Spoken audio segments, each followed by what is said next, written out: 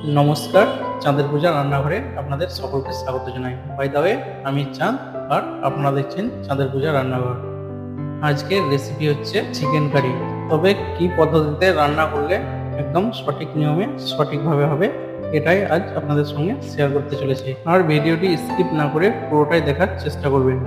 চলুন তাহলে ঝটাপট দেরি না করে শুরু করা যাক। এর জন্য নিয়ে নিয়েছি 750 গ্রাম ছাল সমেত চিকেন। এটা আপনারা চাইলে নাও নিতে পারেন, কারণ এটা আমার খুব ভালো লাগে। এটাকে ম্যারিনেট করার জন্য নিয়ে নিচ্ছি 1 চা চামচ আদা রসুনের পেস্ট, 1 টিস্পুন মিট মশলা,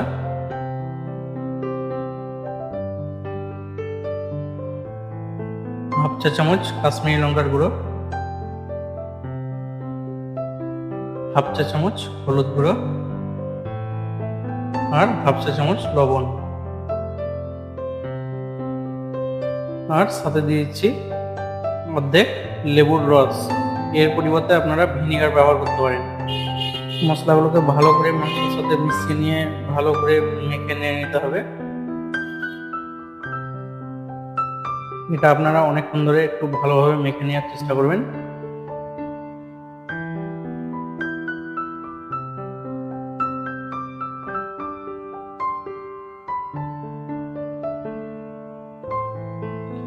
এটা মাখা হয়ে আসলে এর সাথে অ্যাড করে দিতে হবে একটু সরষের তেল।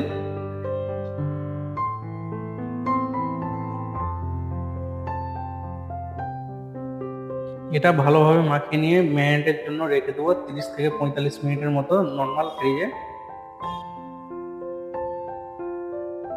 প্রথমেই নিয়ে নিয়েছি স্টিলের কড়াইতে কিছুটা তেল। তেল গরম হয়ে আসলে দিয়ে দেবো গোটা জিরে ফোড়নে, 2টি তেজপাতা, 2 টুকরো দারুচিনি, 2টি ছোট এলাচ আর 4টি লবঙ্গ। এটাকে ভালো করে 20 সেকেন্ড ধরে একটু নেড়ে নিতে হবে মিডিয়াম ফ্লেমে রেখে। এটা হয়ে আসলে আমি কেটে রাখা পেঁয়াজগুলো দিয়ে দেবো। এখানে আমি বড় সাইজের 3টে পেঁয়াজ কেটে রেখে দিয়েছিলাম আগে থেকে, আর একখানা বড় সাইজের টমেটো। এটা ততক্ষণ ধরে নেড়ে নিতে হবে যতক্ষণ এর কালার চেঞ্জ না হচ্ছে। এখানে উনুনের আঁচ মিডিয়াম ফ্লেমে রাখবেন আর ভালো করে নাড়বেন।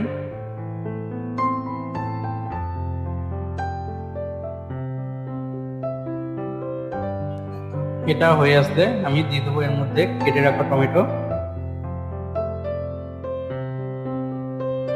টমেটো আর পেঁয়াজগুলোকে ভালো করে তেলে ফ্রাই করে নেব।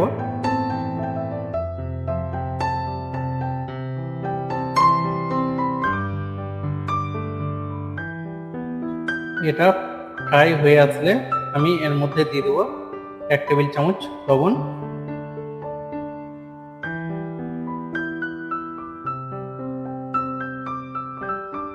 দিয়ে দেবো 2 চা চামচ আদা রসুনের পেস্ট। কালারের জন্য দিয়ে দেবো হাফ চা চামচ কাশ্মীরি লঙ্কার গুঁড়ো আর হাফ চা চামচ হলুদ গুঁড়ো, আর দিয়ে দেবো হাফ চা চামচ ধনে গুঁড়ো। এখানে উনুনের আঁচ মিডিয়াম ফ্লেমে রেখে মশলাগুলোকে ভালো করে নেড়ে ছেড়ে ভালো করে কষিয়ে নিতে হবে যতক্ষণ মশলা থেকে তেল ছেড়ে না দিচ্ছে। আর ভালো করে লক্ষ্য করবেন যেমন কড়াইয়ের তলাতে মশলা না লেগে যায়। এটাকে ততক্ষণ নেড়ে নিতে হবে যতক্ষণ এটা থেকে তেল ছেড়ে না দিচ্ছে। এটা প্রায় হয়ে এসেছে। এবার আমি সামান্য পরিমাণ জল অ্যাড করে দেবো।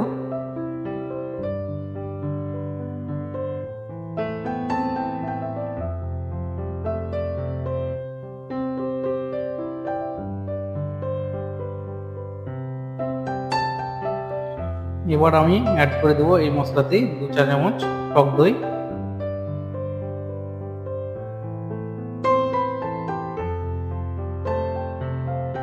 দিয়ে আবার এটাকে ভালো করে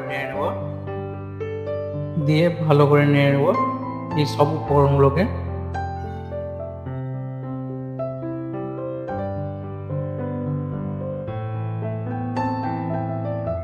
এটা প্রায় হয়ে এসেছে। এবার আমি এর মধ্যে অ্যাড করে দেবো ম্যারিনেট করা চিকেনগুলো। এটা আমি 45 মিনিটের জন্য রেখে দিয়েছিলাম নর্মাল ফ্রিজে।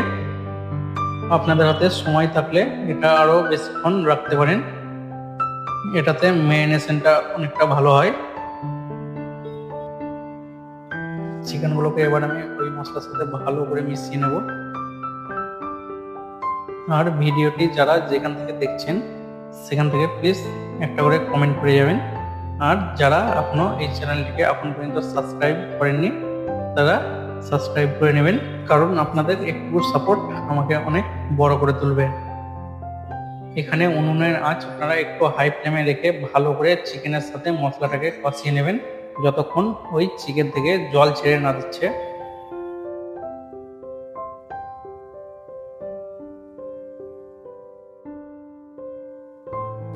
এখন আমার চিকেন থেকে জল ছেড়ে দিয়েছে।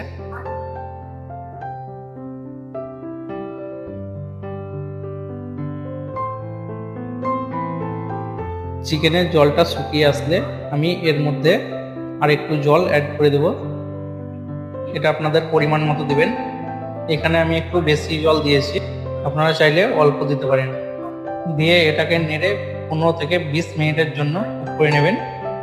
তাহলেই আমাদের চিকেন কারি কিংবা মাংসের ঝোল একদম রেডি। বাই দ্য ওয়ে, আমি চাঁদ আর আপনারা দেখছেন চাঁদের পূজা রান্নাঘর। আশা করি ভিডিওটি আপনাদের অনেক ভালো লেগেছে। আবারও খুব তাড়াতাড়ি দেখা হচ্ছে পরের রেসিপি নিয়ে। ততক্ষণ ভালো থাকবেন, সুস্থ থাকবেন আর চ্যানেলটিকে সাবস্ক্রাইব করে আমার পাশে থাকবেন। অনেক ধন্যবাদ।